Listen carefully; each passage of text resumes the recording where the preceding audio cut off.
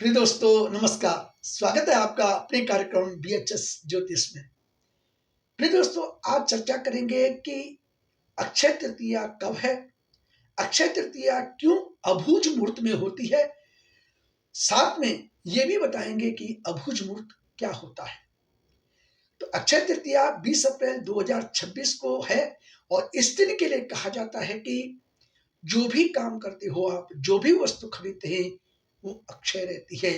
अक्षय यानी जिसका कभी भी क्षय नहीं होता है।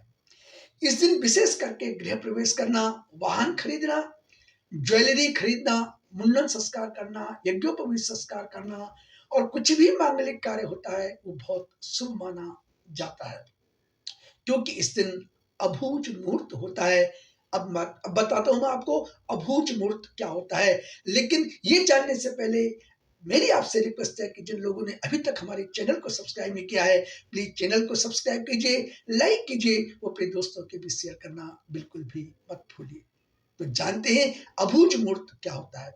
हमारे सनातन धर्म में प्रत्येक कार्य करने के लिए शुभ मुहूर्त देखने की परंपरा है, जैसे शादी, मुंडन संस्कार, यज्ञोपवीत संस्कार इत्यादि जितने भी मांगलिक कार्य होते हैं या शुभ कार्य होते हैं उसको हम पहले शुभ मुहूर्त देखते हैं, तभी जा करके करते हैं।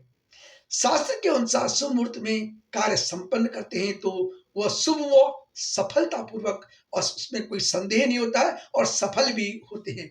लेकिन शास्त्र के अनुसार वर्ष में कुछ ऐसे अवसर भी आते हैं जब हमें शुभ मुहूर्त देखने की कोई जरूरत नहीं होती है। ऐसे मुहूर्तों को अभूज मुहूर्त कहते हैं या स्वयं सिद्धि मुहूर्त, इनको सिद्धि मुहूर्त कहा जाता है। इनको शास्त्रों में ऐसे स्वयं सिद्ध मुहूर्तों की संख्या 3.5 है और वो कौन कौन सी है उस पर बताता हूं। पहला जो सिद्ध मुहूर्त है जिसको अभूज मुहूर्त भी कहते हैं जिस दिन, वो है चैत्र शुक्ल प्रतिपदा, यानी जिस दिन नया संवत्सर चालू होता है, लागू होता है, जिसको गुड़ी पड़वा भी कहते हैं। दूसरा है बैसाख शुक्ल तृतीया, जिस दिन खुद अक्षय तृतीया होती है, वो भी जो है स्वयं सिद्ध मुहूर्त है। तीसरा है आश्विन शुक्ल दशमी, जिसको कि विजयादशमी भी कहते हैं, उस दिन भी स्वयं सिद्ध मुहूर्त है। उस दिन भी सारे शुभ कार्य और मांगलिक कार्य शुभ होते हैं।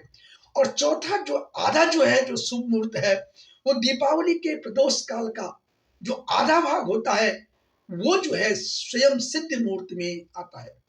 भारतवर्ष में इनके अतिरिक्त लोकाचार और देशाचार के अंतर्गत निम्नलिखित तिथियों को भी स्वयं सिद्ध मुहूर्त या अभूज मुहूर्त भी कहते हैं। पहली है भड़िली नवमी, आषाढ़ शुक्ल नवमी को भड़िली नवमी कहते हैं, वो भी एक प्रकार का सर्वार्थ सिद्ध योग होता है। दूसरा है देव प्रबोधिनी एकादशी, कार्तिक शुक्ल एकादशी को, वो भी जो है स्वयं में सिद्ध मुहूर्त है। तीसरा है बसंत पंचमी, जो माघ शुक्ल पक्ष की पंचमी को आता है, वो भी एक शुभ मुहूर्त होता है। और चौथा है फुलेरा दूज, जो फाल्गुन शुक्ल द्वितीया को आता है।